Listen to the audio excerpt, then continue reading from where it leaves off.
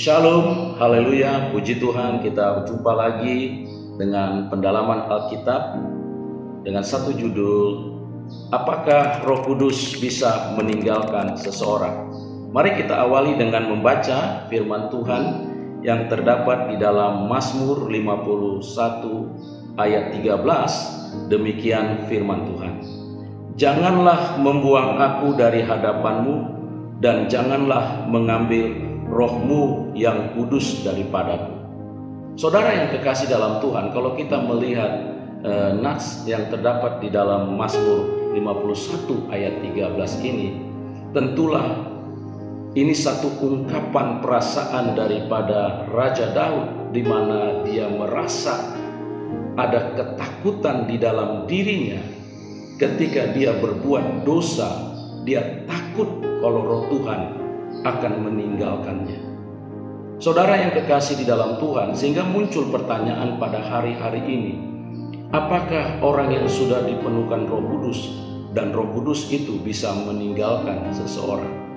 Nah, kita lihat saudara, di dalam Efesus 5 ayat 18, kata dipenuhkan dengan Roh Kudus, di sana ditemukan hendaklah kamu penuh dengan roh. Dalam bahasa Yunani tulisan dengan kata plero en pneumatika. Hendaklah kamu dipimpin, artinya dituntun, dikendalikan, dikuasai oleh Roh Kudus. Ini dalam bentuk present continuous tense. Artinya bahwa orang yang dipenuhkan Roh Kudus secara kontinu, secara terus-menerus dalam setiap waktu dan keadaan situasi apapun, Roh Kudus menguasai, mengendalikan, memimpin, menuntun. Nah, pertanyaannya, siapakah Roh Kudus? Roh Kudus adalah pribadi Allah. Roh Kudus adalah pribadi oknum Allah yang ketiga dalam Trinitas Allah. Jadi, Roh Kudus itu pribadi yang menuntun. Roh Kudus pribadi yang menyertai. Roh Kudus pribadi yang akan mengendalikan seluruh hidup kita supaya kita berjalan dan melakukan segala sesuatu berkenan di hati Tuhan. Nah, karena dia pribadi, di dalam Efesus 4 ayat 30 katakan bahwa hendaklah kamu jangan mendukakan Roh Kudus. Janganlah kamu mendukakan Roh Kudus Allah.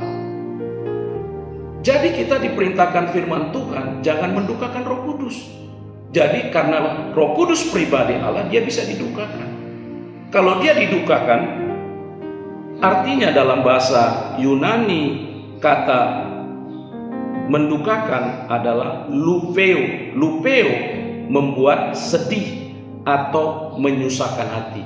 Jangan membuat Roh Kudus menjadi sedih karena perilaku kita, karena dosa kita, karena pelanggaran kita. Kalau di dalam Efesus 4 ayat 17 sampai 19, jangan kita memiliki kedegilan hati. Efesus 4 ayat 25, jangan kita hidup dengan dusta. Jangan hidup dengan percabulan. Efesus 5 ayat 3 sampai 5. Jangan hidup dengan percabulan. Artinya dosa itu bisa mendukakan Roh Kudus. Kalau Roh Kudus didukakan dengan perbuatan-perbuatan dosa, itu bisa memadamkan roh. Dan inilah yang menyebabkan bahwa Roh Kudus bisa meninggalkan seseorang karena kedegilan hatinya, karena masih hidup dalam dusta, karena hidup dalam percabulan. Dan mereka hidup di dalam keinginan-keinginan dosa yang menghasilkan maut. Kalau namanya sudah menghasilkan maut, berarti Roh Kudus sudah meninggalkan seseorang. Siapa lagi yang bisa menginsafkan? Siapa lagi yang bisa menyadarkan? Kalau Roh Kudus tidak lagi menginsafkan seseorang, maka hidupnya sudah ditinggalkan oleh Roh Kudus. Itulah sebabnya kita melihat ada banyak orang meninggalkan Tuhan. Ada banyak orang menyangkali imannya. Ada orang yang nantinya disebut juga orang-orang yang akan murtad. Bahkan mereka yang sudah mengecap firman Allah, karunia-karunia Roh Kudus yang terdapat di dalam Ibrani 6 ayat 5-6. Di sana dikatakan bahwa tidak ada lagi kesempatan pengampunan dosa bagi mereka karena mereka sudah menerima karunia Roh.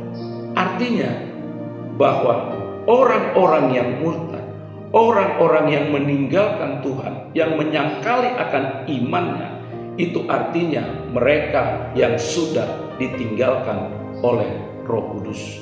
Saudara yang kekasih di dalam Tuhan, sebab itulah hari ini kita perlu belajar kebenaran firman Allah.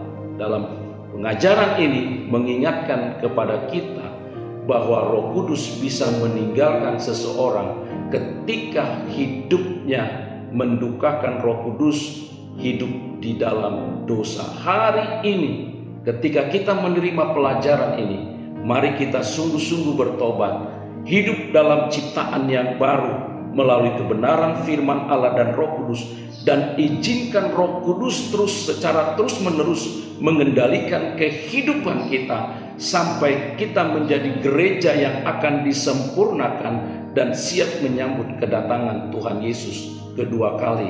Hanya Roh Kudus yang mampu menyempurnakan gereja.